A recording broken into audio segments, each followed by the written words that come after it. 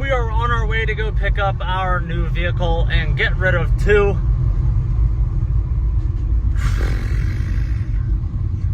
All I'm gonna say is the next Jeep that we build is gonna be even bigger and even more badass. The Jetta just jumped there. Good thing I'm getting rid of it. Before we get into the reveal, do not forget, guys, the best thing that you can do to support the channel is give this video a big thumbs up, smash that subscribe button down below, and click the notification bell so you guys get notified every freaking single time that I post a video. All right, guys, so it has been a couple days, and I think it's time that we reveal the car to you guys. As you guys know, it was tough to get rid of our dream Jeep Wrangler that we built in the driveway right across the freaking street, but it's going to open up a lot more for fixing this truck, and that is our 2015 GMC Acadia. And it's got a lot of goodies. No, it's not a Denali, but let's see if it does it.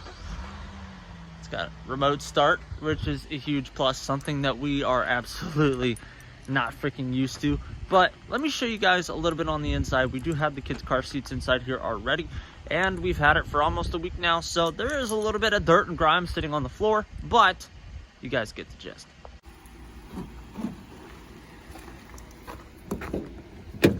So inside here, guys, it actually came with weather tech all throughout the damn thing. Dude, do I have something on my camera? I feel like I got something going on my camera. Let me check this out real quick. So yes, I definitely feel like there was something on the freaking lens, but guys, the whole family is going to be riding comfort from now on, which is huge. And honestly, that is such a cool thing. It's got the touch screen. Actually, I forgot. I've driven this a couple times, but with the remote start, see, I'm new to all this stuff. I told you guys, I'm not big on new stuff, so I'm like trying to get used to all this. But we have the touch screen before I get demonetized. Do have touch screen, have Sirius XM radio. Obviously, you can hook up your phone. You can do anything really that you want on here. There is a reverse camera, which is something I personally have never had before in a vehicle. So it's got a lot of those nooks and crannies that I always talked about not having. We do have heated seats on both the passenger and the front. There's so much that I could really go into. Like, probably one of my favorite things is, like, you've got this right here. You can slide it back. Then you can slide this. Has a little storage compartment, but then down here, you can put your handgun. You can do whatever you want. Drop that down on the inside. I don't know, guys. This was a huge step for me. You know, a huge step to get something practical. So as weird as this seems for me to have something like this, honestly, I really enjoy it. The Jeep it was great. I'm actually going to try to set you guys. I got to figure out where I can set you guys to record in this vehicle until I get like a freaking mount to hold. Yeah, that ain't gonna work there. And then this is like really far up here. I wonder if I pop this puppy up, set you guys. Nope, too low. Not anywhere really to set you guys, unless I set you here, maybe? Nope, that ain't gonna work. Holy cheat, man, this is not going very well. All right, I'm just gonna hold you guys. But as you can see, we have the car seats in here, pilot seats in the middle, which is freaking awesome. That's what we wanted. We wanted to have room to be able to take people with us to go wherever we wanted to go. Comfort level in comparison to the Jeep, night and day difference. And I know it's a huge different comparison going from a GMC Acadia, well, from a lifted Jeep Wrangler to a GMC Sierra. Comfort-wise, we obviously no longer have death wobble. We're not dealing with any of that craziness. Sound system in here is actually pretty incredible. I really like everything that's on here. There's so many features we still yet have to like try to figure out and go about. It does have like the push button trunk and you know, hands pretty much free. I mean, you got to push the button, but you don't have to physically close the deck lid anymore. There's a lot of features in here I'm still trying to adapt with, but this is probably a vehicle that I want you guys to think about in hindsight. Let me go into it here in a second.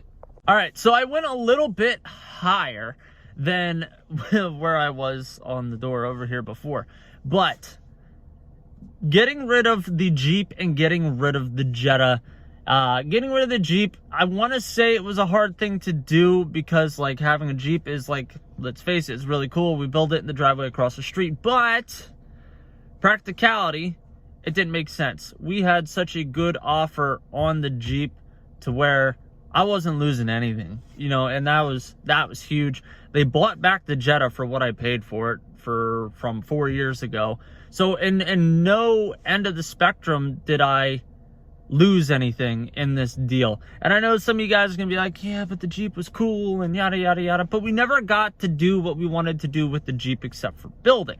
So I tried to explain this in the last upload, and that is this vehicle here in and of itself is going to be the reliable vehicle. I took out a 4-year warranty on this, bumper to bumper, everything is covered, we are kosher.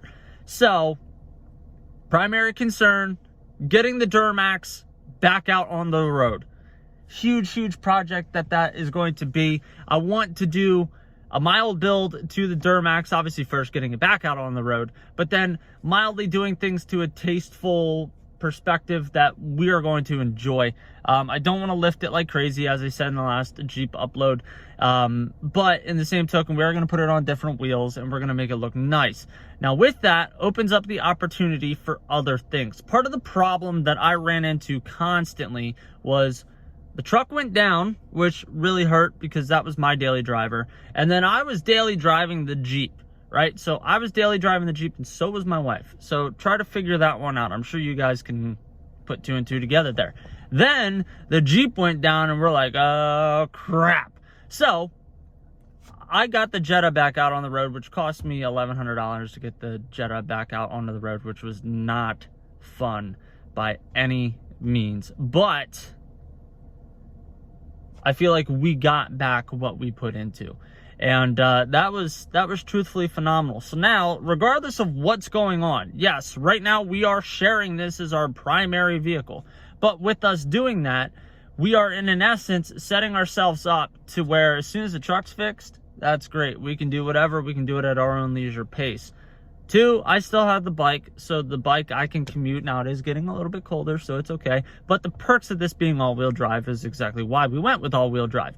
So it opens up the door to be able to buy projects and not have to rely on them being a daily driver. And that has been a trend through my 3 years of doing YouTube, was I was building daily drivers, which is not a bad thing, but in reality, guys, you don't want to build your daily driver. Even if you buy like a crap box as a daily driver and then build your other car, that's better than building your daily driver, because the second something goes south, you're putting yourself way behind, and we want to stay ahead. So with that, we are looking to get another Jeep. I've been browsing around looking at getting another Jeep already, trying to figure out what we can get that makes sense for us to build, but then we can build on our time. Something that we can build, keep it in the garage, work on it as needed, and we're not crunched to, oh crap, we got to get this back on the road because I need it to get to work.